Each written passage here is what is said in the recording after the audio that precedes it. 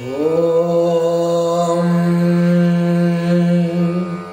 यो देव सवितास्माकं धियो धर्मादिगोचराः प्रेरयेत्तस्य यद्भर्गः तद्वरेण्यम् उपास्महे।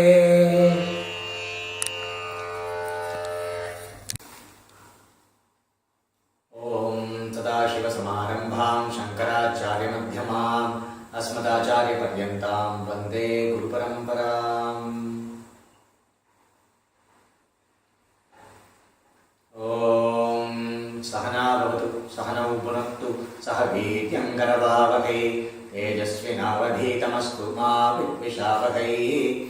ॐ शान्तिः शान्तिः शान्तिः।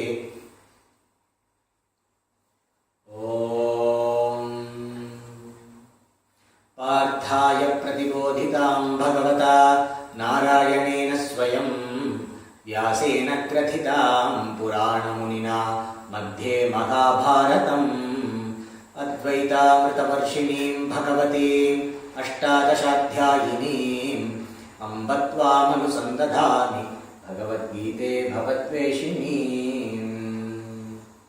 प्रपन्नपारिजाताय स्तोत्रवेत्रैकपाणये ज्ञानमुद्राय कृष्णाय गीतामृतदुहे नमः।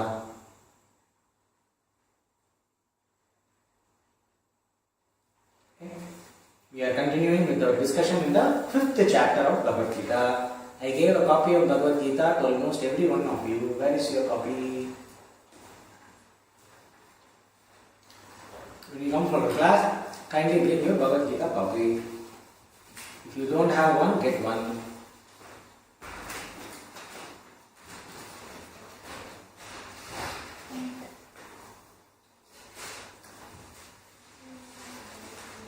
Otherwise, you cannot compare the translation because I am reading Pujya Swamiji's translation and your translation may not have that same words, so it is important to understand, especially if you have that, what is this thing? Herald. The Romanian. The author name? The Romanian version. Herald. No, the authors. Sergio George. Sergio George, yes. In that translation, for example, you should see the Romanian words mean what I am saying here. And you have to make notes there. Otherwise, when you read Bhagavad Gita in your free time, you will not get the same meaning. You will get confused. Okay.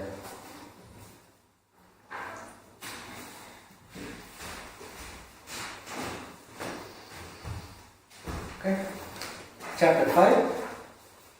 We will quickly go through all the verses of the chapter. And we will come to the 26th verse where we are going to deal with today. And today we will complete the chapter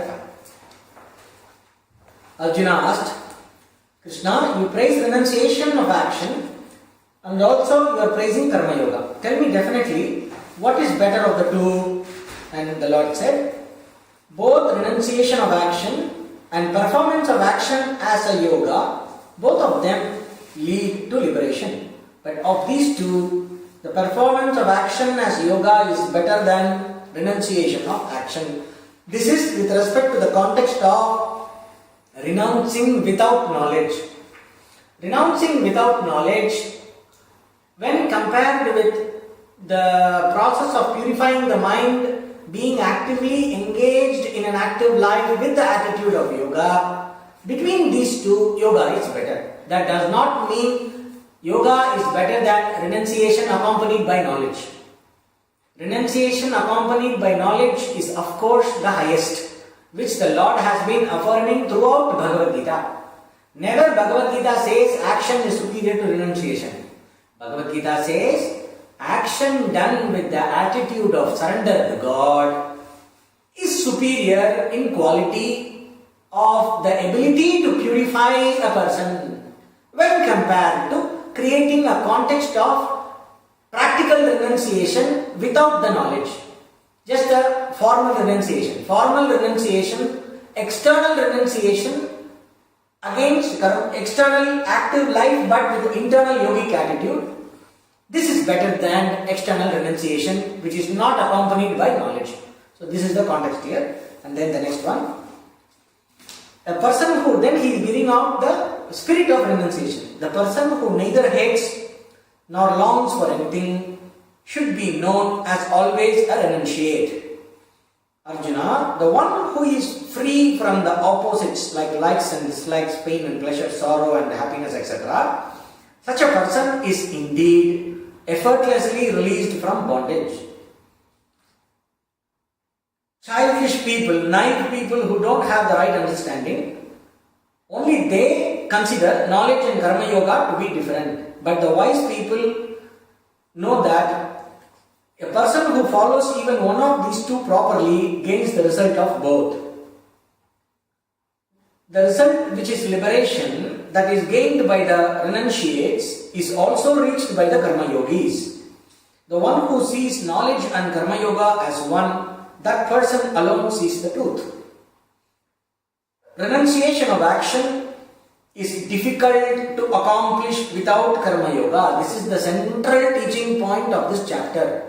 Why he is recommending karma yoga? Because if you are going to renounce without the required purification of the mind or the knowledge itself. So there are some people who may not have the knowledge of the self, but they have enough purity of mind, enough vairagya. Here for renunciation, what is required is complete disinterestedness in every goal other than moksha. Other than liberation, I am not interested in any other goal, including going to heaven. Such a person alone is fit to renounce. And the person must have already obtained a certain level of a contemplative ability. The person must be able to be fundamentally a contemplative person who is capable of prolonged meditation, prolonged study, and must have the virtues of the inner wealth of forbearance and not being disturbed by the different opposing situations, etc.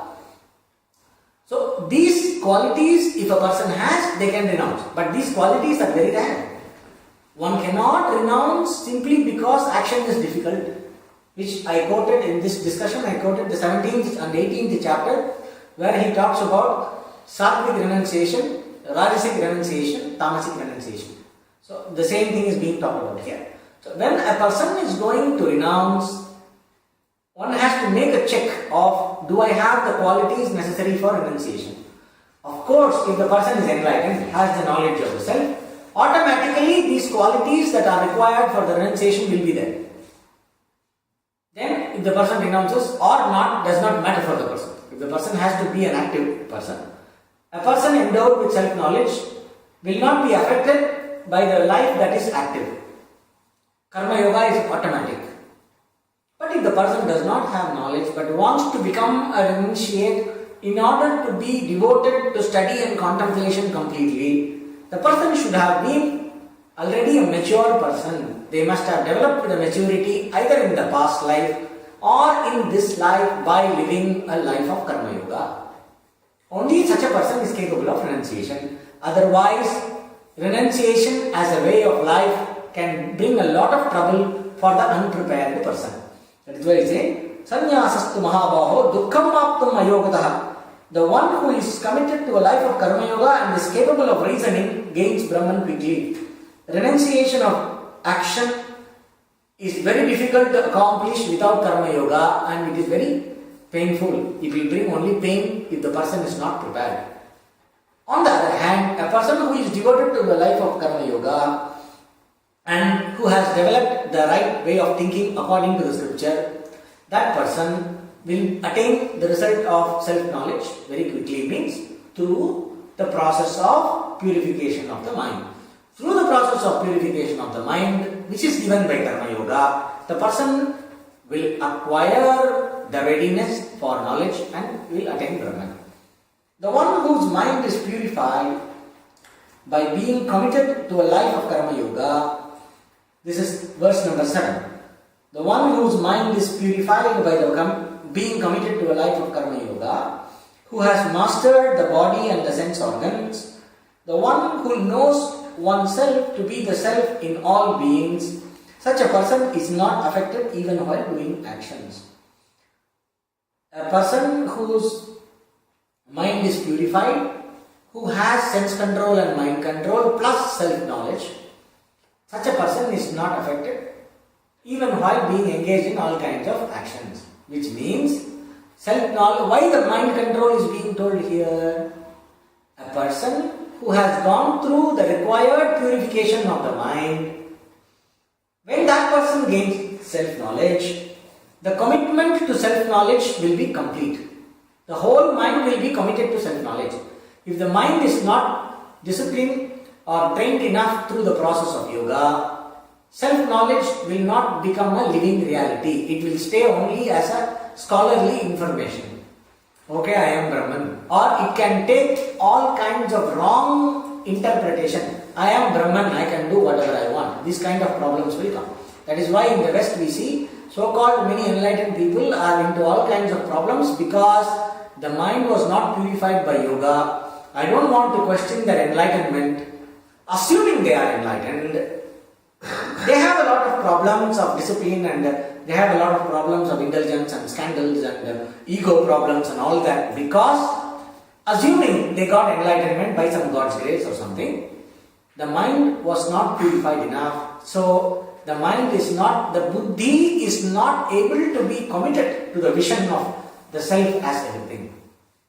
So the mind is not abiding in the knowledge. That is very important. Because enlightenment is nothing but the knowledge of the self, like any other knowledge.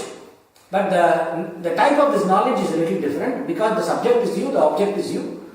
The process of knowing is also you. So it is a knowledge of yourself which is of a different quality than knowledge of an external object. But it is knowledge nevertheless.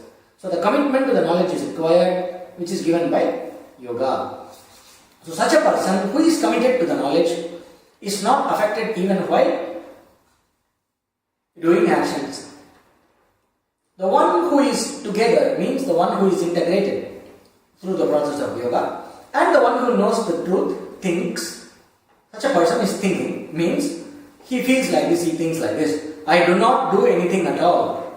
Even while seeing, hearing, touching, smelling, eating, walking, sleeping, breathing, talking, releasing, grasping, opening and closing the eyes, etc. means all the normal activities of life.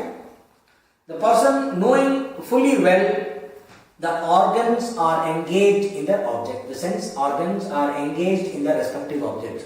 Things act on things. Guna guneshu vartante. Qualities act on qualities. Nature, certain structures of nature act on other structures of nature. The body and the faculties and the mind and this system is acting on different objects. While I am the consciousness who is not affected by anything.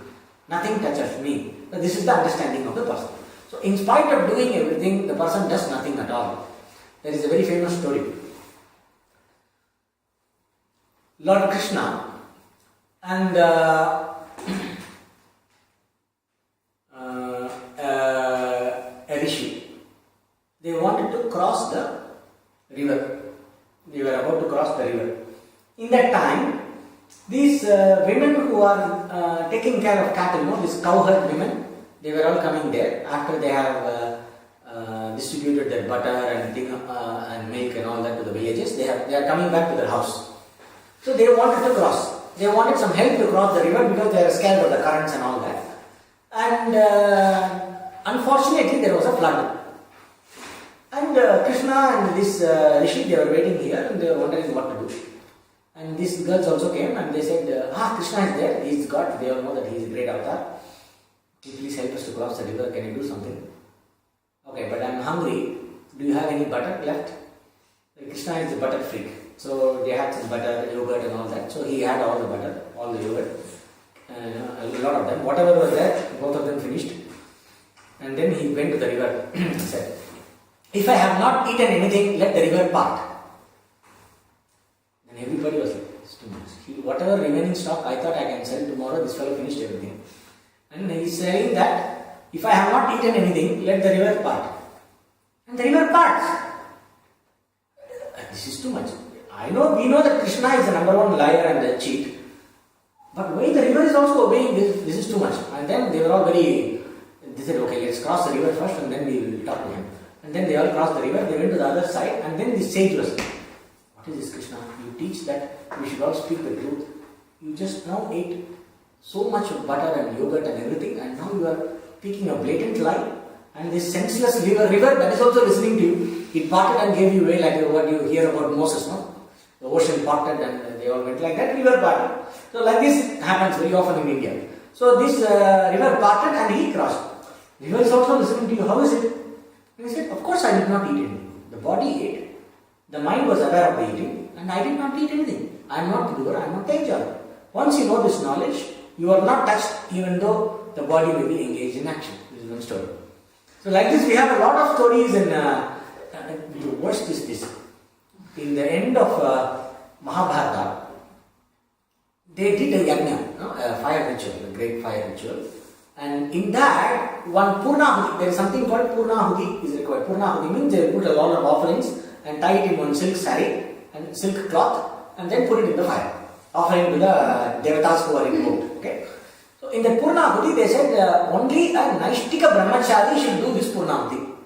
Means a perfect celibate. Nobody was able to commit that they are a perfect celibate. You had great sages like Bhishma, who is a committed celibate. He is known for, then there were these great sages like Vidura and Sage Vyasa, so many people were there.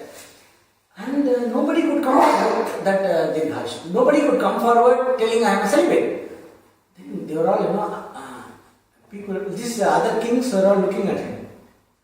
They were, look at our celibate. All these big sages and yogis, they call themselves celibate. They don't have the guts to come and offer this here. What to do? There is nobody. And Krishna said, don't worry, I will do. They are looking at him. What? You? 16,000 girlfriends. And he said, I will offer. I am the celibate. I will offer in the fire. He comes and offers. Because he knows that I am not the doer, I am not the enjoyer. So when a person is firmly rooted in the knowledge, no matter what activity the body and the mind is engaged in, the activities don't touch the person. That means nothing stays, nothing leaves a mark. There is also a famous saying, the way the sage lives in this world is like the bird flying in the sky. It leaves no marks. That is something where somewhere I heard about this. So it means there is no imprint of karma because there is no sense of doership, no sense of enjoyership by the virtue of self-knowledge. That is what is being told here. So a person who is firmly rooted in knowledge, in spite of doing all the actions, such a person is not touched by anything, does not do anything at all. Now, what about the person who does not have self-knowledge, but he is only a yogi? What about that person? The one who performs actions, giving up attachment to the result, offering one's actions unto Brahman. Here means Sarana Brahman, doing the actions in the spirit of devotion to the Lord, is not affected by the effect of the actions, just as the leaf of a lotus is not wetted by water. A lotus leaf, you put some water, even though it is in the middle of water, water never stays on the leaf, it does not make it wet. Because of it has a certain wax-like coating. Similarly, this Ishvara with the buddhi, the attitude of doing the actions as an offering to the Lord, gives a protective coating which does not allow the mind to be affected by the results of action. So the results of action does not affect the person. So giving up attachment, karma yogis perform action purely without impelled by likes and dislikes, with the body, mind and intellect, and also by the senses for the purification of the mind. What is the reason for a karma yogi to do action? Their only purpose in every action is purification of the mind. Only purpose across all everyday temporary objectives, the only ultimate purpose a karma yogi has is to purify the mind through an active way of life by performing one's duties and one's actions without attachment to the result. Then, the one who is endowed with karma yoga, giving up the result of action, gains a composure born of commitment to a life of karma yoga, whereas the one who is not committed to a life of karma yoga is led by desire, is bound, being attached to the result of action. The one who is committed to karma yoga gains a certain equanimity. What is this? How do you gain this equanimity? By constantly remembering the purpose, which is purification, and remembering the Lord and cultivating this attitude. Constantly growing in the attitude of yoga while being engaged in all the actions. See, there is a sense of doership. I feel that I am doing. But let my motivation for action, let it not be getting the results of action. Let desire for the result, let it not be the motivation, but purification of the mind, let it be the motivation. How do I do? Somehow I am impelled to act, so I do this action in the spirit of offering as an act of devotion. No matter what is the action. We have this, a simple example is when I eat, I am offering the food to the Lord in the form of the prana Vaishvanara in the abdomen who is digesting. The digestive fire is nothing but the manifestation of the cosmic mind that governs the digestion. So when I put the food, I am not eating the food is an offering to the Lord who is going to digest the food in the stomach. The fire of hunger is not separate from the Lord. This creation is not separate from the Creator. You should not even say creation. The world that appears to be, the world is not separate from the source from which the world appears, or the source on which the world appears. Okay. So the projection, the srishti is called projection. This projection is not separate from the projector. The dream is not separate from the dreamer. So whatever you see here is the mind of Ishvara. And whatever you see is not separate from Ishvara. So whatever you experience is Ishvara. So hunger is also Ishvara. Bhagavad Gita, somewhere it comes, Aham Vaishvanaro Bhutva Praninam Deham Ashritaha. I am the digestive fire in all the living beings. So when you offer somebody food, you are offering food to the Lord in the form of the digestive fire. It is a yajna. So action becomes yajna. The action of eating becomes yajna. So the result, how it affects your mind also changes. The quality of mind that is engaged in the act of eating with the attitude of yajna becomes karma yoga. If I am eating for the taste, for enjoying and for self-gratification, the same action becomes a binding bhoga, a binding enjoyment. So this quality of the mind, when I am engaged in action, that decides how the action and the result of the action is going to affect me. So I can convert every opportunity, every situation of action into an opportunity to practice yoga. So all life is yoga. One great saint called Aurobindo, he used to say all life is yoga. Means all life can be converted into yoga if I bring in the yogic attitude. Okay. Then the one who is living in the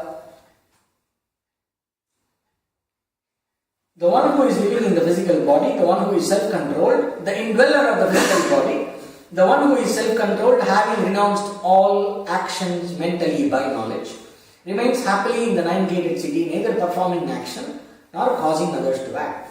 Now the karma yogi was described. Now he is coming back to the sannyasi, the one who has renounced by the power of knowledge. By the virtue of knowledge, the person who has understood that I do nothing at all. There are two categories being talked about here. One person is a jnani, an enlightened person, who knows the nature of himself, who knows the nature of the self. Another person does not know the nature of the self, but is committed to the attitude of yoga. When a person is committed to the attitude of the yoga, action purifies the mind. When the person is committed to the knowledge of the self, there is no action. In spite of action apparently being there. The person does not consider oneself to be, there is no doership at all. That is what is being said here. So neither performing action nor causing others to act, remains happily in the nine-gated city. Means it is the emphasis is given to distinguish between the quality of consciousness and the body and the indweller of the body, to emphasize the non-identification with the body. To emphasize the quality of non-identification with the body that the enlightened person has. The enlightened person, the one who is endowed with self-knowledge, is not identified with the body. To emphasize that point, he says he remains happily in the nine-gated city. How I remain in Bucharest and I am not Bucharest, I am separate from Bucharest. Similarly, I remain in this body, I am not the body, I am separate from the body. The body remains in this dress, it is separate from this dress. This dress is the dress only, body is not the dress. Similarly, I am living in the body, I am not the body. So what am I? What is my true nature? I am not the doer, I am not the enjoyer. So the one who has that knowledge lives happily in the nine-gated city. It's an expression that emphasizes the difference between consciousness and the body. Then the next one. The self neither creates doership nor action for any person, nor the connection with the results of action. But one's own nature leads to action. One's own nature means swabhavataha means swabhavastu pravartate. Means the programmed habit patterns, the samskaras, vasanas, and all the tendencies of the mind. So the mind's programming leads to action, not the self. The self does not cause anybody to act. And nor does the self connect anybody to the results of action. So don't blame God for your karma. That's what it's saying. Prabhu here means that Atman, which is also Ishvara. That means. So it is not the self that is having doership, nor is it causing any person to be connected with the results of action. It is not in the nature of the self to be connected to the result of action, in spite of a person being attached to the result of action. The attachment belongs to the mind alone. So the detachment and the freedom from attachment belongs to the mind alone. The self is always the same. And the next one. The Atman takes neither the negative karma nor the positive karma of anyone. Knowledge is covered by ignorance, and due to that, people are deluded. Good karma, bad karma does not stick to the self. One of the theories in Jainism, which I am not sure about exactly, but from what I read, they consider that karma sticks to the soul like particles. And you have to purify that through a lot of different kinds of actions. So if you are purifying karma by action, you will never become free from karma, because karma is countless and infinite karma, from infinite past birth. So you cannot solve the whole problem of karma by karma. It is only through the understanding that in the true nature, the self is not affected by karma. It does not have papa or punya. It takes neither sin or virtue of anybody. That means whatever is the action done by a person, it does not affect the self. It is not binding on the self. Because the true knowledge of the self is covered by ignorance, there is a sense of doership and enjoyership, and because of that doership and enjoyership, a person appears to be stuck in the wheel of karma. It is like a dream, but it is not there. Because the knowledge is covered by ignorance, it appears the self is connected to good results of good action and results of bad action. In reality, the self neither takes the results of bad actions nor the results of good actions. And the next one. All this we saw elaborately. I am just going through it fast to set the context for finishing the 5th chapter. Whereas for those whose ignorance of the self is destroyed by knowledge, the knowledge reveals the self as that Brahman, like the sun reveals the objects previously covered in darkness. Why like the sun revealing the objects? See, for those people whose ignorance about the self is destroyed, the knowledge reveals the Brahman like the sun revealing the object. Means it reveals the true nature of oneself clearly. How the sun reveals the nature of an object as it is. That means the knowledge of the self, that I am Brahman, which is obtained by the analysis and contemplation on the meaning of the Mahavakyas, on the great utterances, that means you are that, I am Brahman, etc. By meditating on the meaning of them and understanding that clearly, in that understanding, one sees oneself as one is. That's what is meant here. Like when the light is there, you see the object as it is. When the light is not there, it is like these blind people who wanted to understand the elephant. One person touched the ear, one person touched the tail, one person touched the legs, one person said elephant is like a big pillar. Another person said elephant is like a big, fan. In India we have this fan, huge fan, you show for the kings. So this elephant is like a fan because he touched the ear of the elephant. Another person said elephant is like a big pipe because he touched the trunk. Another person said elephant is like a stick with a lot, which is like a rope with a lot of sharp edges in the, like a lot of sharp thorns at the end because he is touching the elephant's tail. But once a person has the vision, he is able to see, he sees the elephant as it is. Similarly, a person who has self-knowledge, the self-knowledge reveals the nature of oneself being Brahman as it is. It just means that you understand the self as it is being Brahman. How do you understand? Through the process of teaching. And the next one, like when you break a pot, how the space inside the pot becomes one with the space outside the pot as though it was one all the time. Just the demarcation of the pot is not there. The demarcation of space by the presence of the pot is not there anymore. So the demarcation of the difference between me and the totality given by the ego process will not be there anymore. So because of that, the entire samsara that belongs to the individual will not be there anymore. So the person does not come back. Means he doesn't go anywhere. It's a way of saying he has gone to moksha, he has attained nirvana and will not come back. It's a way of saying for the ignorant people. It's a way of explaining to the person who does not understand. He doesn't go anywhere. Okay? There is nowhere to go and there is nobody to go. So where to go? Only the self is there everywhere. So there is no going, no coming. It is a way of talking to a person who sees duality. The wise people are indeed those who see the same reality in a sattvic object like a brahmana who is endowed with knowledge, a cow which is rajasic, an elephant which is tamasic, and a dog and even in a dog eater which is tamasic. So across different categories of objects, the wise person sees the one reality alone. He is not affected by the names and forms, but is always aware of that one reality on which the names and forms are projected. When we do that 1008 names for Lalita, for the goddess, when we do the puja, there is one Nitya Jagadadhisthana Yai Namaha. I offer the flower to the goddess. Who is the Adhisthana? Means who is the existential base for this world which is an appearance.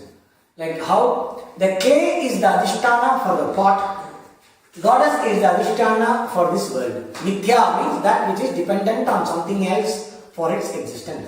This one word, for the benefit of the newcomer, one word in Vedanta, if you understand, the whole problem of samsara is solved. That one word is Mithya. Mithya means that which is dependent on something else for its existence, that which is not separate from that on which it is dependent upon, and that which is only an appearance, that is Mithya. Mithya is dependent on Satya. What is Satya? Satya is that which is self-existent. That which does not require anything else for its existence is Satya. In the context of a pot, relatively, clay is Satya, pot is Mithya. There is no pot. The pot is not separate from the clay, but the clay is never pot. Clay is clay. Pot is pot? No, pot is clay. World is God, God is not the world. World is Brahman, Brahman is not the world. Brahman is never the world, but the world is always Brahman. So the person who sees different things in the world sees all that as Brahman alone. That is the indicated meaning. The cycle of birth and death, samsara, is won over here itself in this life by those whose mind is rooted in that, which is the same in everything, which is Brahman. Since Brahman, that is free from any defect, is always the same, they, the wise people, abide in Brahman. The cycle of birth and death is won over here in this life itself. Means he's talking about Jivan Mukti. You understand you are never born. When you understand what you are, in that understanding you have already won over the cycle of birth and death, because it is like waking up from a dream. Birth and death is a projection caused by the power of ignorance. There is no birth, there is no death. No, I always had this habit. Anybody's birthday is there, I will send a message, you are not born. No? Everybody tells them you are born, congratulations, Lamutiani. Why Lamutiani? You are never born. You are eternal. Why Lamutiani? No, so this is what I think. I said anybody's birthday means, I just want to tell you, I don't know, I feel like telling you today that you are not born. Like a joke. So a person, sorry? Only the body. Body is also not born. I'll tell you, once I met one Swamiji. I was very smart. Swamiji, how old are you? I am ageless. He's showing off. Okay, how old is your body? I thought I was very smart. He said, body is also ageless. He said, how? Every second the body is changing. What body I had was not there 10 years back. So this body is actually new. The body is not born on the birthday because the body was already growing inside. It just came out of from it's like going from one room to another room. If you go from this room to that room, will you say that I have taken new birth? So you come out of this room into this room. How does it become birth? You are already born. The body is constantly forming and changing. So there is no birth. Even for the body. That's what he said. Because we just want some reason to party, then it's okay. Birthday is another reason to party, to pamper the ego, to feel good. For a normal person, it's okay. But when we are into inquiry, it is very important to see that I am not born. No, it is not important. You have this is what is knowledge about. The knowledge tells you that you are not born, you are not dead. When I understand what I am, don't tell me I am the soul who is eternal. That is also not self-knowledge. I am the soul who is eternal, who is taking birth and dying again. I am the eternal soul who reincarnates through different bodies. That is not self-knowledge. I am the soul means what? I am not the body. I am not the body, but body is me.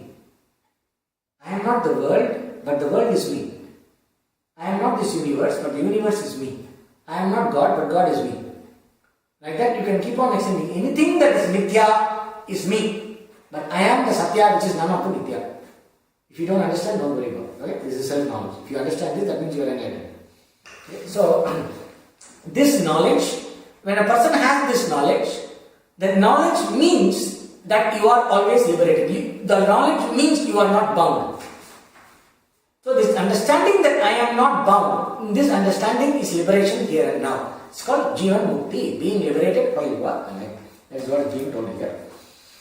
And he's talking about how these enlightened people are committed to that knowledge. They don't allow the mind to go into habitual error in thinking.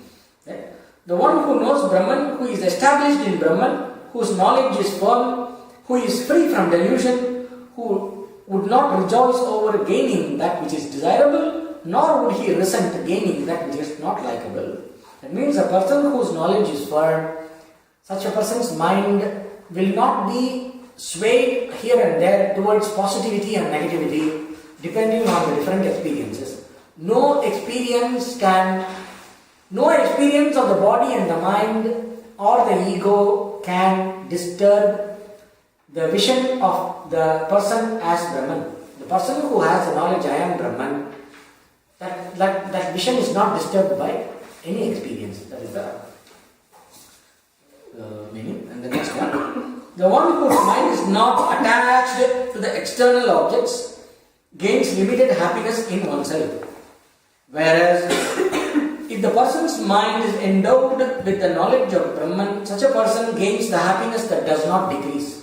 So here two kinds of happiness. Relative happiness comes from sense control. When the mind, you don't allow your mind to be dragged around by all kinds of things, you gain a certain level of inner composure, peace, equanimity, which is obtained by the process of yoga. It is experiential relative happiness. But this can be disturbed, depending on the threshold. One person said, I have conquered anger. You have conquered anger? You mean like you will never get angry? I will never get angry. I have conquered anger. Really? Yes, of course. I have conquered anger. How did you do that? I did pranayama, I did meditation, I went and traveled in Himalayas and I did a lot of chanting and everything. And to God's grace, I conquered anger. That's great. Wait for 2 minutes. Hey, you mean like you conquered anger? Yes, of course I conquered anger. Are you sure? Yes, of course I am sure. Oh, really? That's really nice. Man, you conquered anger. Did you really conquer anger? Yes, I conquered anger. And then it keeps on asking after some time, what's your problem? I conquered anger. So this is the threshold. So the equanimity gained by mind control is like this. There is a threshold. So it is possible to disturb a little bit. You put some chemicals you put some extra caffeine or something in the system, amphetamine, and the thing can go a little bit here and there. But the one who is endowed with the knowledge of Brahman gains the happiness that does not decrease. Means this happiness is not experiential happiness. It is a happiness which is of the form of knowledge. It is a knowledge that cannot be disturbed by anything, any experience. That is what is meaning here. Then the next one. Because those enjoyments that are born of contact between the sense organs and the desirable objects are the sources of pain alone. They have a beginning and an end. The wise person does not revel in them.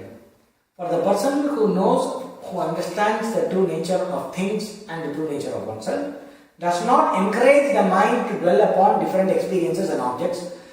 The whatever is apparently pleasant is also painful for the one who is endowed with knowledge, because if I depend on an external condition, here external condition includes the condition of the mind also, because mind is also external to the self. To the external world, mind is internal. But for me, the mind is external, because I say the mind is disturbed, the mind is happy, the mind is sad, the mind is concentrated, the mind is distracted. So when I say that, I am objectifying the mind. So anything I objectify is external to me. So mind is also external. So the person does not rest or does not allow himself to depend on any condition, any mithya for the sake of happiness. Why? Because anything that is mithya is perishable. So happiness that is dependent on mithya is perishable. Anything that is perishable, if I am dependent on that, I am going to end up with pain, if not today, later. So fundamentally, every experience is pain. In Patanjali Yoga Sutra, he says, for a person with viveka, all experiences are pain alone. Dukkameva sarvam vivekinaha. That is from Patanjali Yoga Sutra. Same thing is being said here. The wise person does not revel in them because he understands clearly even though I may get certain things, if I depend on them for gratification, it is pain alone. So the person does not revel in them. The one who is able to master the force born of anger and desire here in this world before release from the body, such a person is a karma yogi. He or she indeed is a happy person. So the person should be able to have overcome the force of the person who is able to bear, gracefully able to resist the force of anger and desire. Anger and desire, why here it says in this life before death means lifelong. Being an embodied person, now we are coming to the topic of today. Being an embodied person, the fact that I am living in the body means there will be desire, there will be anger. As long as there is the identification with the body, as long as there is the sense of doership and enjoyership, as long as there is individuality, there is going to be anger and desire. It is natural. If there is an anger and desire, it is going to have a force. And it is because of the conditioning that I have subjected the mind, because of all the conditioning and the programming that I have done on the mind, it has acquired a force given by habit. So, in a given situation, when the mind comes with a lot of force, who is this karma yogi? This yogi has acquired enough skill set not to act on that force. He knows how to act appropriately, even though the mind may want to act otherwise. Even though there may be an anger making the whole system red with, they say red with rage. System becomes red with rage, still it cannot affect my decision making. The system becomes trembling with fear, still it cannot affect my decision making. I know how not to be affected by it first. Then I know how to process it and clear it and calm the system down second.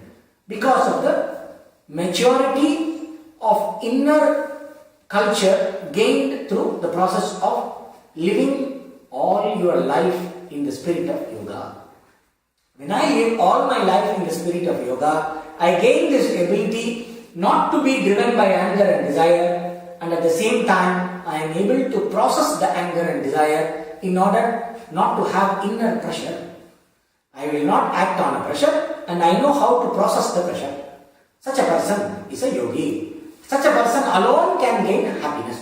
If you are constantly coming, I like it, I don't like it, I love it, I hate it, which we hear today all the time.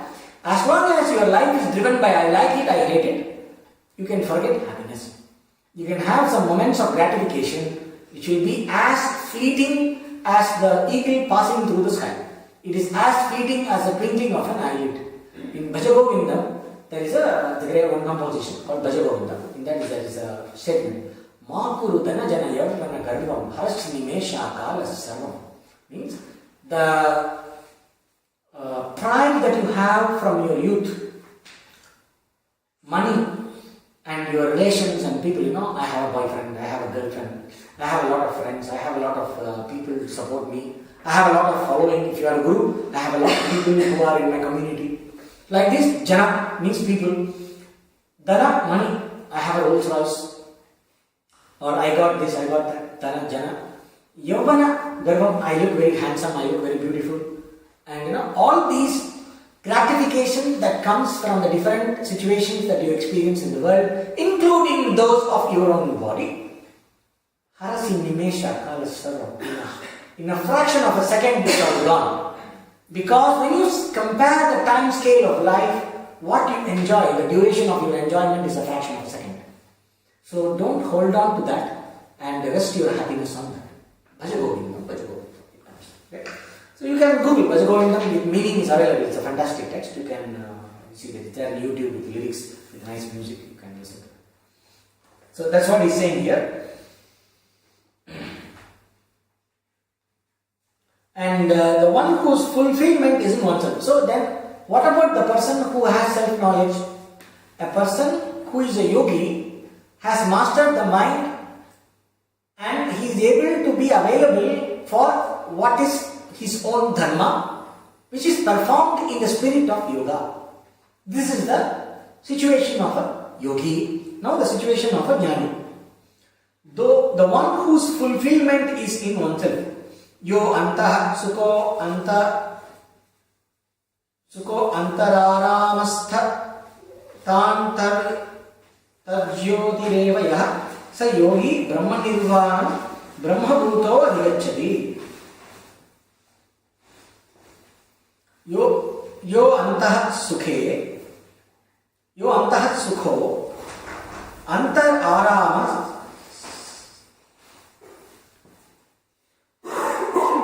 antar aramastha antar jyotir evaya sa yogi. So brahma nirvana brahma bhuto adhigacchati. The one whose fulfillment is in oneself. That means he does not look for fulfillment in anything. Anything means in an external condition or in an internal condition.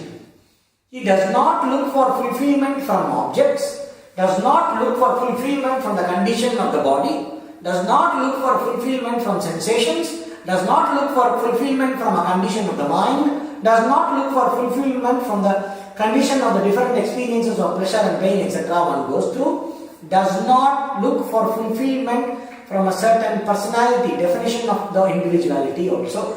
So does not look for fulfillment from anything. One who is fulfilled in oneself means one who is fulfilled because of the knowledge of knowing what I am.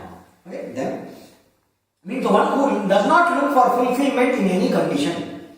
The one who revels in oneself. How the person can revel in oneself? Reveling in oneself means it's not like this egomaniac. Me. No? You see this, there is a concept called selfies. There is a section of people called selfies. They are all the time taking photographs of themselves. You can see them in the park. And they will put a camera, take a photo like this. And then they will, teenagers, they will stand in front of the mirror. They will admire themselves. This is not what is being antar aramaha means. He is always, or he see like a heavily drugged person. He has inside his own world. Like a mad person. Mad person is also antar aramaha. He is enjoying with some projection of his own self in the mind. Is it not like that? Antar aramaha, revels in oneself means revels in the fact of oneself being Brahman. What else can be more gratifying than you being infinite? See, suppose if somebody tells, oh, you are so beautiful, you feel like, no? That you go walking in the road, imagine you are walking and somebody smiles at you and then says, I just want to tell you that you look very beautiful. You feel like something goes up. Suddenly you go to your college or office and everybody says, hey, what happened? You look good today, you look good today, you look good today. And immediately that sense of gratification comes. No? So the sense of self is always looking for expansion. Why? Because you are the source of all beauty. You did not know that. Anybody says, is there anybody who will, I love to be poor, I love to be ugly. Unless you are indoctrinated in the wrong way, you wouldn't think like this. Everybody wants to be happy. Everybody wants to be beautiful. Everybody wants to be powerful. Everybody wants to know everything. Nobody can, nobody can tolerate a moment where two people are. Immediately the curiosity comes up. Because you are all knowing. Sarvajna Sarvajit Ishwar. You are God who knows everything. That is there. So a little bit of curiosity, a little bit of situation of fact that I don't know something, immediately somebody brings to your knowledge. You don't know a lot of things. But you go, let's say you don't know classical music. And I put you in Athenaeum.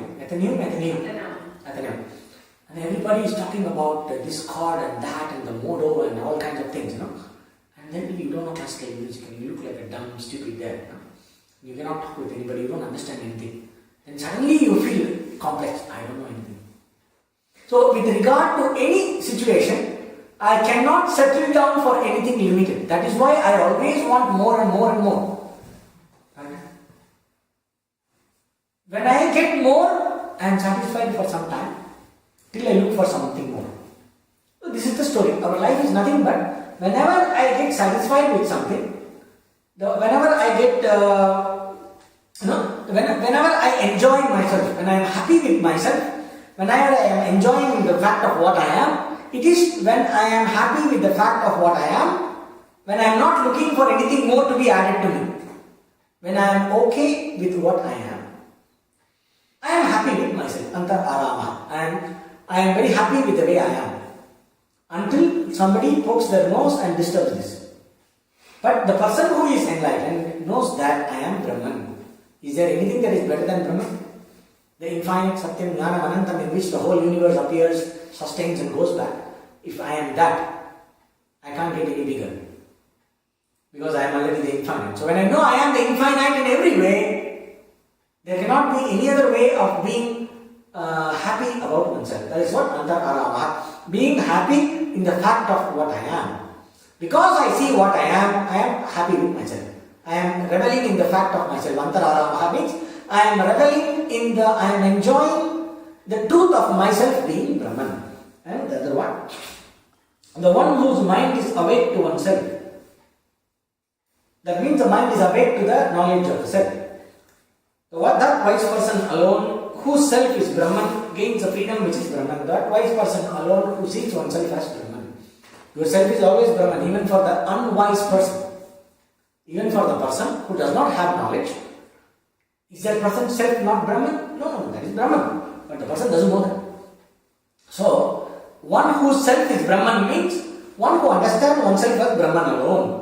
The person does not see oneself as an individual. While a normal ajnani and non-knower of the self, a person who does not have self-knowledge, considers oneself to be an individual.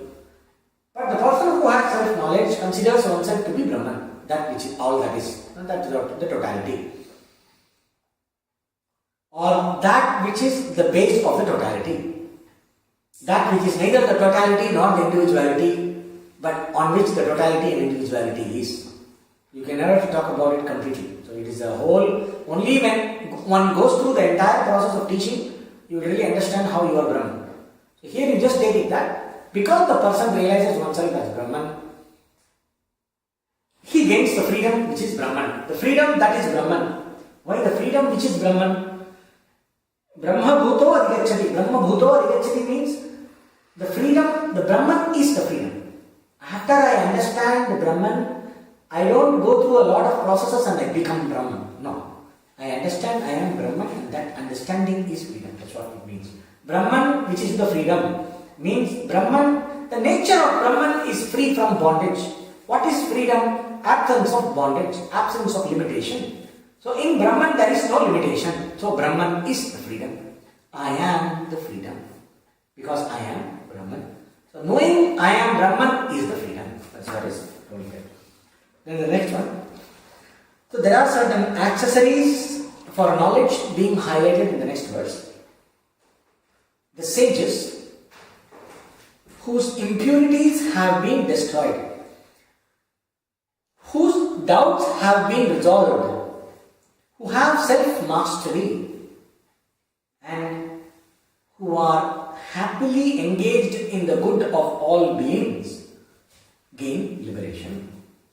Labhante Brahma Nirvana Rishaya. Kshina Kalmashaha. Kshina Kalmashaha means the one whose impurities have been removed, those who are flawless. Means the mind is predominantly sattvic. It means that. Also, there is no ignorance. Only when there is a ignorance, you will consider yourself to have some flaw.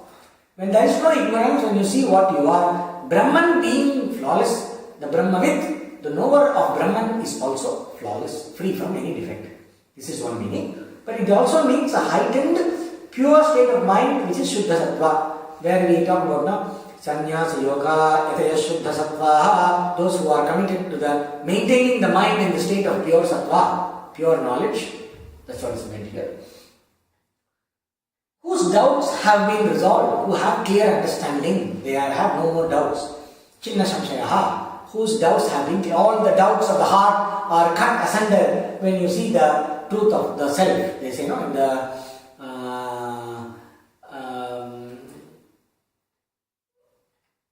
Shiljante Hriday Grantihi, the knots of the heart are cut asunder. Then Shiyante Sarva Samshayaha, all the doubts are clear. That means there is no more doubt about anything. That by knowing which everything is known. So the nature of self-knowledge clears is that there will be no doubt about anything. There will be no doubt about oneself. There is no doubt about oneself being Brahman. That means the knowledge is very clear, free from all erroneous thinking. Who have self-mastery means whose mind and sense faculties are under control. The one Jitendriyaha, Jita Manasaha, the one who has a sense of mastery over the sense faculties, the organs of action, organs of perception, the mind and the buddhi. Organs of actions are not unruly, they don't assert themselves. Organs of perception, they are not running here and there. The mind is not distracted. The mind is not driven by the vasanas too much. To a certain extent there is equanimity, and the buddhi is rooted in knowledge. The buddhi does not entertain viparita bhavana. The buddhi, the thinking faculty, does not entertain a way of thinking that is contrary to the truth of oneself being Brahman. So that means the buddhi does not entertain wrong notions of oneself that are based on ignorance. The ignorant modes of the buddhi are not there anymore. The buddhi is committed to the vision of oneself as Brahman. That's what it means, one who has self-mastery. Such a person, what do they do? What does an enlightened person do? Sometimes before Arjuna asked, how does he sit? How does he talk? How does he walk? People are very curious about enlightened person. Enlightened person is he. Enlightened person goes to the ice cream shop. What ice cream he will eat? The person is eating food. How he will eat food? Like he look at the food and the food disappears or what? Because there is always this curiosity that is marketed about this enlightened people. That is not what is being talked about here. What is being talked about? How do they do? So what do they do? Like one person asked me, how do you get enlightened? You say that there is nothing to be done. You have accomplished all that is to be accomplished. And you will not be bored. So I have to explain. These people are engaged in the welfare of the world. That means they are happily engaged in the good of all beings. That means whatever they do, the actions contribute to the collective welfare, which means two things. They are committed to non-violence. They don't hurt or harm anybody. They don't compete with anybody. They don't try to grab the resources. because they are not driven by I and mine. This is one. Second, whatever they do will contribute to collective welfare. This is one. Another, since they have no personal target to accomplish, if at all they have to do anything, the motive is personal motive.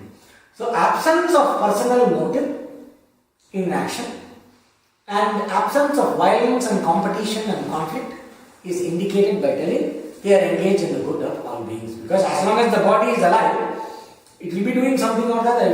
If not anything, at least it will eat once in a day, or once in 2 days, once in 3 days it will eat. So that is under action.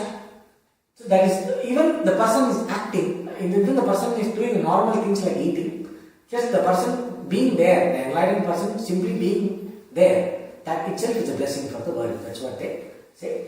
But what you can understand is, engaged in the welfare of all beings means the person does not get committed to social service. If you are enlightened, you must devote yourself to a social cause. You must go out there and save the world. That's not being talked about here. Enlightened person does not save the world. The very existence of the enlightened person contributes to the welfare of the world. This is one. Another, the person is not busy promoting self-interest in anything. That's all it means. There is no self-interest in any action if the person is busy. If the person is not doing anything, he is simply sitting. So that's all. Eating, sleeping and sitting. Walking around. The body is existing according to the karma. Such a body in which the enlightened person appears to be living is a blessing by itself. That's all. There's nothing more to talk about.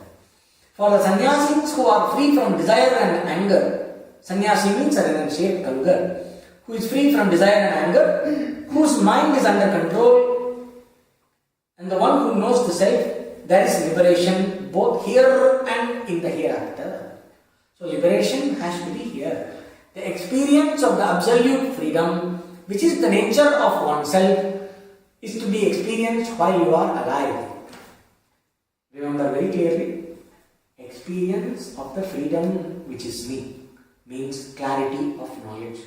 You don't have any special extra sensory, mind, mental, supra-mental, some special experience. That's not being talked about here. Freedom is an experience. Because bondage is an experience, freedom is an experience. So the person, for this person, free from desire and anger, which means Atma Shuddhi, Chitta Shuddhi, purity of the mind, followed by the mind control and the knowledge. Kama Krodha Niyuktana Yathina Yatachedasam Abhito Brahma Nirvanam Vartate Viditatmana. And the next one is the extension of this. He is explaining the Dhyana Yoga. Before that, in this statement, Shankaracharya gives a very clear trajectory, a step-by-step accomplishment that leads to enlightenment. That we will see in the commentary now. Samyak darshana nisthana sannyasina sadhya mukti ukta. Those who are firmly established in the right perception about the true nature of oneself, who are renunciates by the virtue of knowledge, because that is the topic here. The renunciate here does not mean a formal kalugar. It includes the formal kalugar and also extends to a person who may not be a formal kalugar but may have the internal renunciation that is a result of knowledge. It includes that also. Okay? Sannyasina, sadhya mukti yukta. They are liberated right here. Means by the virtue of knowledge they are already liberated. They are always liberated. Karma yogascha ishwararpita sarvabhavena ishware brahmani adhaya kriyamana sattva shuddhi jnana prapti sarva karma sanyasa kramena mokshaya iti. Okay. So, in the due order of obtaining the purity of the mind practice of Karma Yoga, where all one's actions are dedicated to God, and the mind which is completely devoted to the Lord, which gives you purity of mind. This is the process of Karma Yoga. So Karma Yoga is not simply selfless action. Karma Yoga is any action done with the attitude of devotion to the Lord. Without devotion, there is no Karma Yoga. Without bringing in Ishvara, there cannot be Karma Yoga. Without Karma Yoga, the mind cannot be purified and the mind cannot obtain Jnana. Unless I have a working relationship with God, I cannot obtain self-realization. Because self-realization has to include and answer the multiplicity that I am experiencing. The multiplicity that I am experiencing has to be resolved in the Lord. And the Lord has to be resolved in the self. Which is possible only when I understand the concept, when I make the vision of the Lord as part of my life, everyday life. So I make my everyday life as part and parcel of this grand vision of the Lord, of everything being God. In the knowledge of everything being God, God alone, I include my life into that, include my actions into that, I include my results of action into that by the practice of devotion that is backing my action. So this attitude of devotion that backs my action, this attitude is called yoga. So the action that is backed with this attitude is called Karma Yoga, and it gives me purity of mind. Then followed by knowledge. A mind that is purified through the process of Karma Yoga is capable of apprehending the vision of the self. Jnana. What happens after Jnana? Sarva Karma Sannyasa. Renunciation of all action. That is the immediate effect of Jnana. If I am committed to Jnana, I am eligible for formal, if I have knowledge, I am eligible for formal renunciation. I can give up all commitments and just simply remain in contemplation. I have nothing to do. Practically. Really. In practical life, I can just give up everything and simply say, I don't need to do anything. I can be a bum. In the Western language, enlightened bum. No, there is no obligation towards anything because I understand there is nothing other than me. So this cannot be understood by a normal person. But if I am committed to the knowledge, no matter what action the body and mind is doing, I have already renounced all actions by the power of the knowledge. It means that also. So if the person is active, it means internal renunciation, or if the person is committed to the knowledge, he can take to a life of being a Kalugar in order to be firmly established in the knowledge of the self in a contemplative context. That is what is true. So the three steps. Purification through Karma Yoga, obtaining of the knowledge by the study and reflection, Sattva-Siddhi, Jnana Prapti, Sarva Karma Sannyasa Kramena, in this order, and following the knowledge which complete renunciation of all action. Mokshaya iti. Thus there is freedom. Freedom from limitation, freedom from karma, freedom from individuality, freedom from the so-called samsara.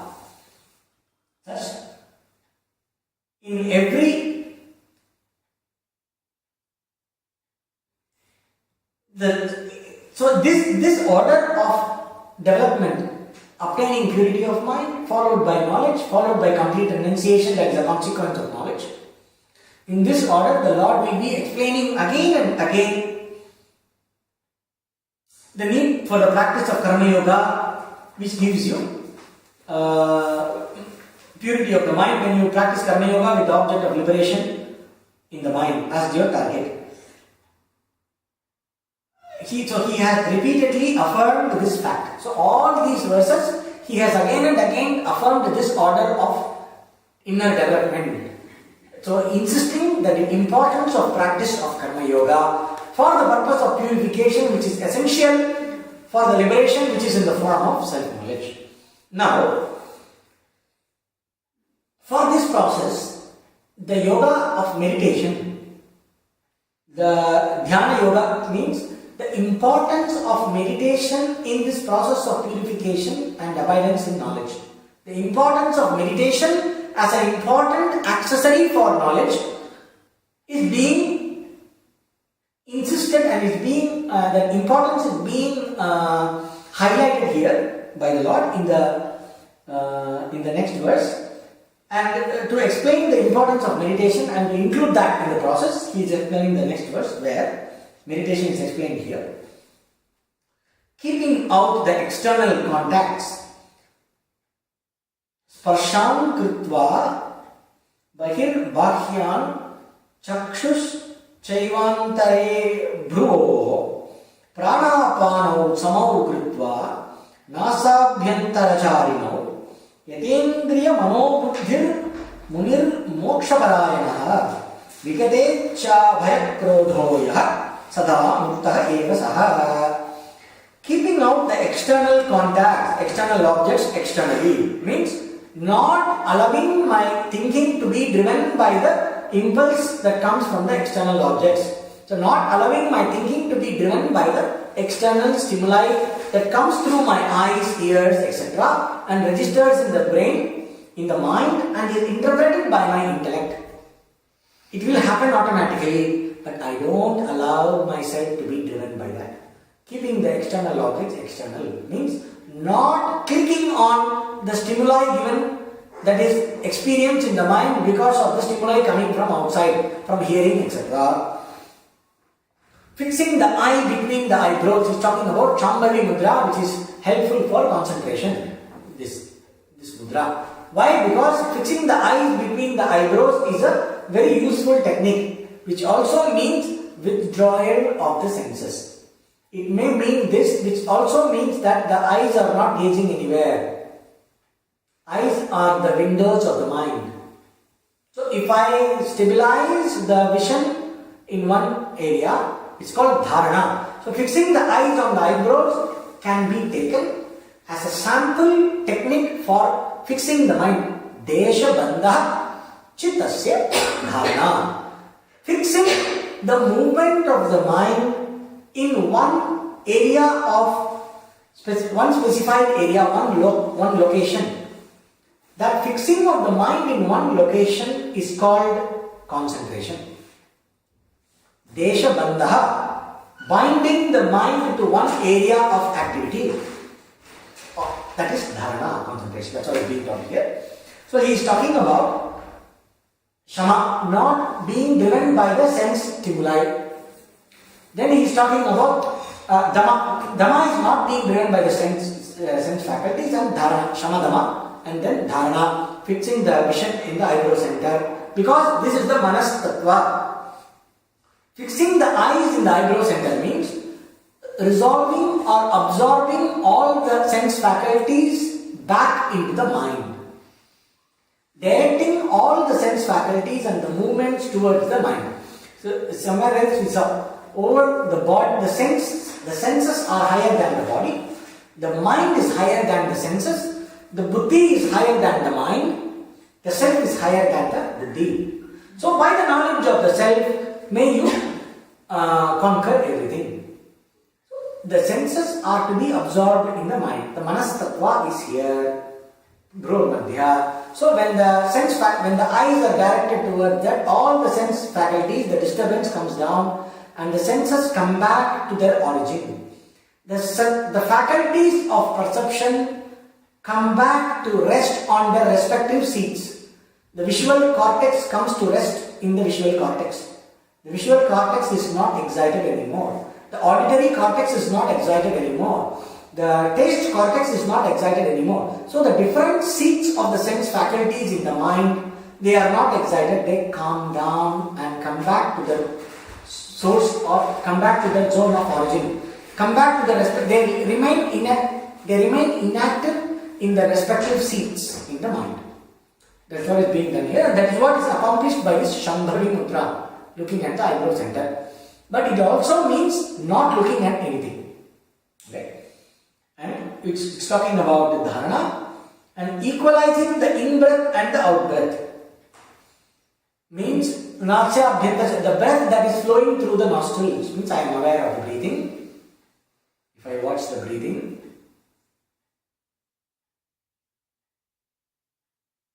behind the inhalation there is a force. Behind the exhalation there is a force. I have to equalize the force of the inhalation and the exhalation.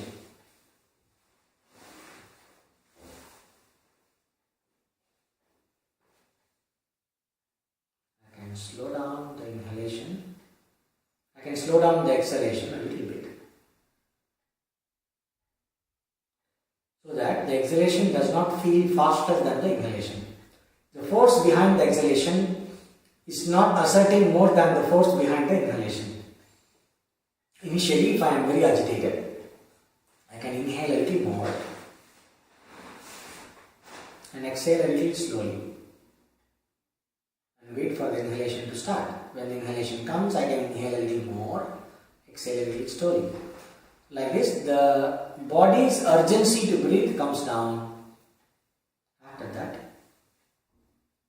I can be aware of the natural breathing.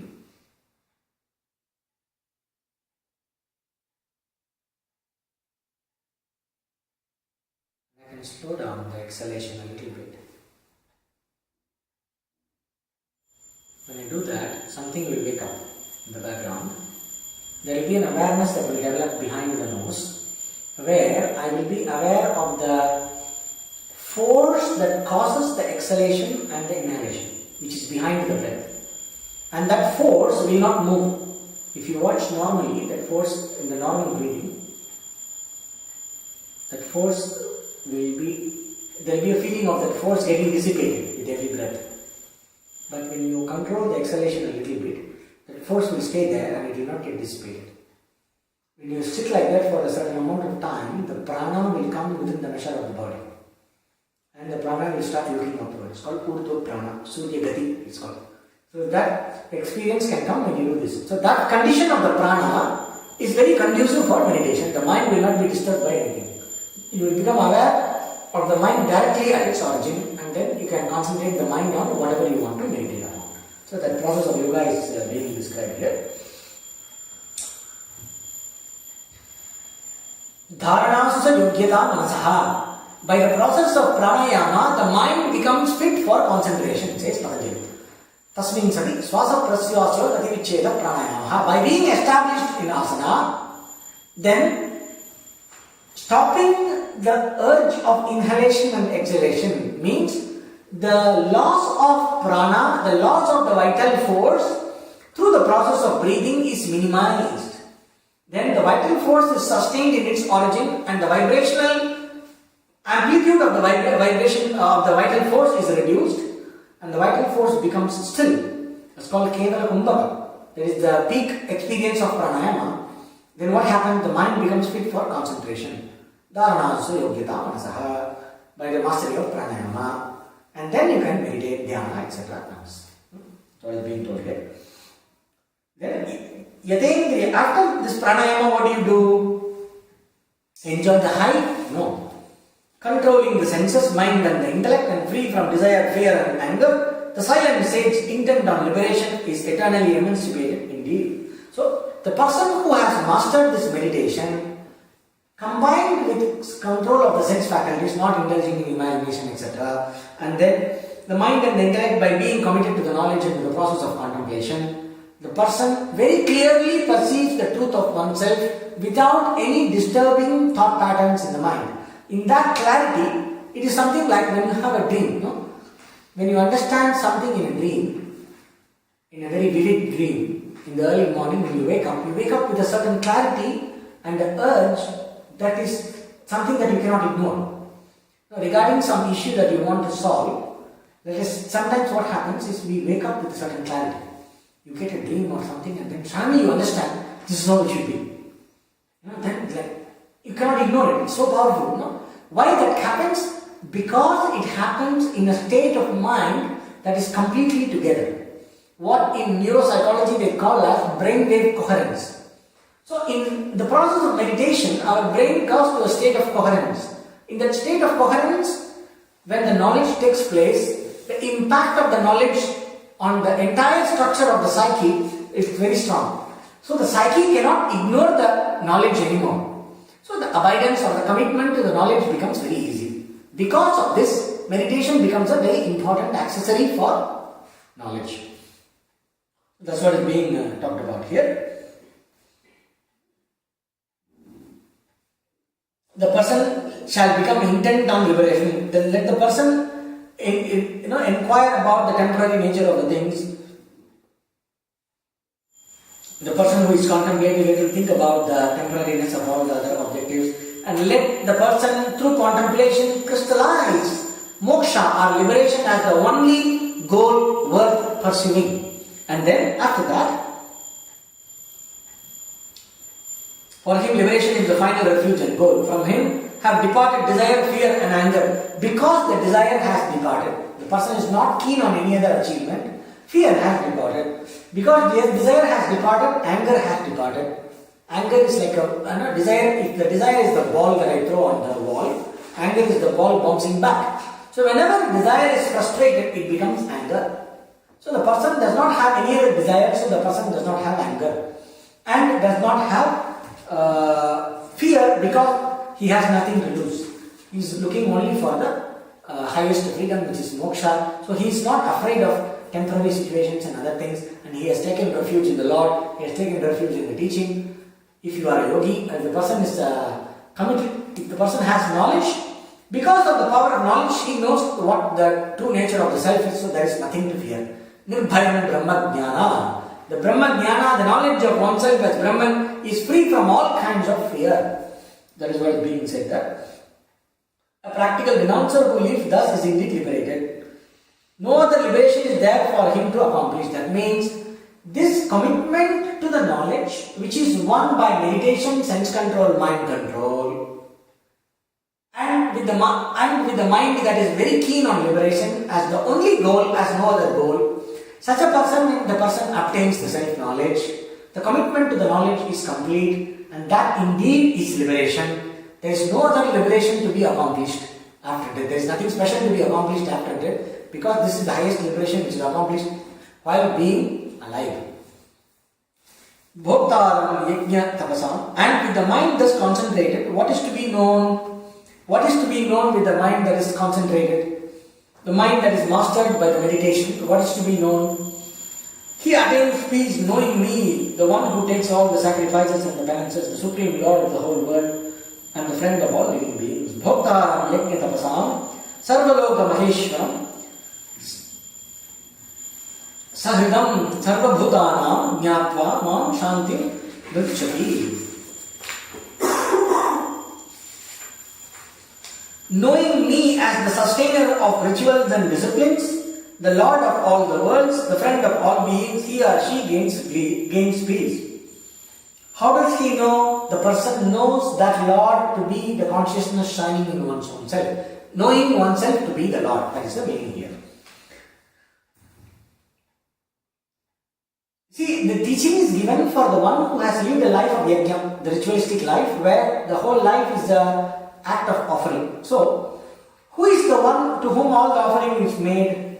Knowing me means the Narayana, the Supreme Being, the Lord, who is the one who receives all the offerings of the rituals, and that who sustains all the worlds and all the living beings, and the one who is the friend and the helper. The Lord is presented as the friend and the helper for all the beings, which means the Lord has created this universe and has projected it, is sustaining with His supreme power of Maya under His control, so that we all can learn and grow and liberate, become free from ignorance.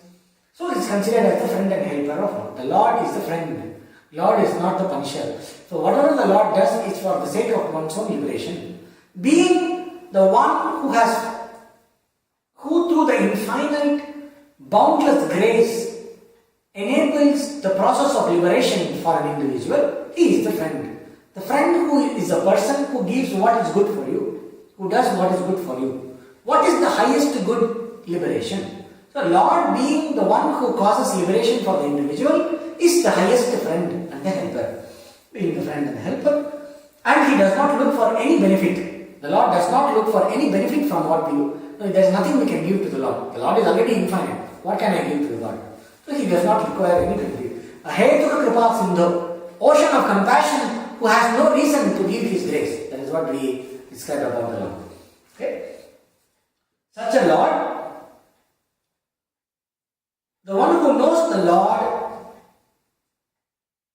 and who is the witness of all as the consciousness who is witness of all the ideas in the mind, who is the one who looks after karma phala dhata, the one who bestows the result of action. That means the Lord who is the cause of everything, who is the sustainer of this universe, the Lord who is in the form of this universal order, is the same consciousness that shines in me, in my heart as myself, I.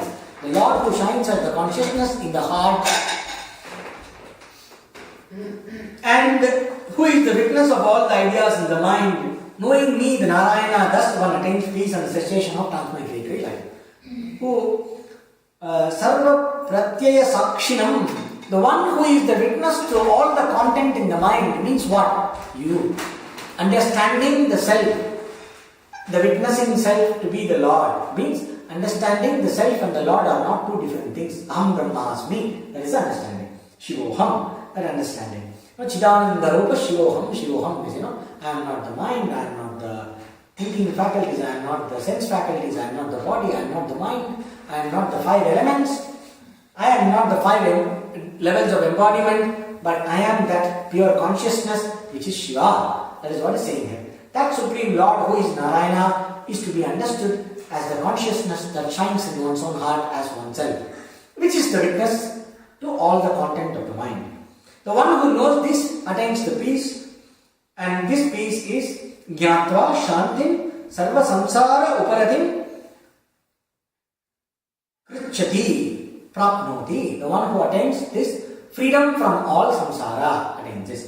It is Srimad Bhagavad, Srimad Shankara Parivrajagacharya Govinda Bhagavad Pada Pujya Pada Shishya Srimad Shankara Bhagavata Kritau Shri Bhagavad Gita Bhashye Sannyasa Yogo Prakriti Garbho Nama Panchamodhyayaha. Thus ends the commentary of Sri Shankaracharya, who is the wandering monk, the disciple of Sri Govinda Bhagavad Pada, whose commentary on the 5th chapter dealing with sannyasa, renunciation. It's the 5th chapter. The 6th chapter is, we will begin in the next, it's called Yoga of Meditation, Dhyana Yoga. The 6th chapter is the specialized chapter that deals exclusively with the process of meditation. Because he finished with the verse on meditation, now Arjuna is curious, please teach me about meditation. So Lord is going to talk about meditation in the next chapter, which will begin in the next class. Om Sarvadharman Parityajya Mamekam Sharanam Vraja Aham Tva Sarvapapebhyah Moksha Ishyami Masucha. Hari Om. Purnamadah Purnamidam Purnat Purnamudachyate Purnasya Purnamadaya Purnamevavasishyate. Om Shanti Shanti Shanti.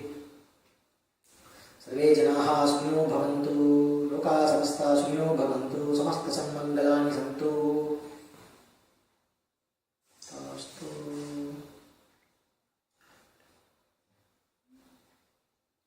Om Asato Ma Sadgamaya Tamaso Ma Jyotirgamaya Mrityorma Amritam Gamaya. Om Shanti Shanti Shanti. Hari Om Namah Parvati Pataye Har Har Mahadeva. Om Tat Sat. In tre vari.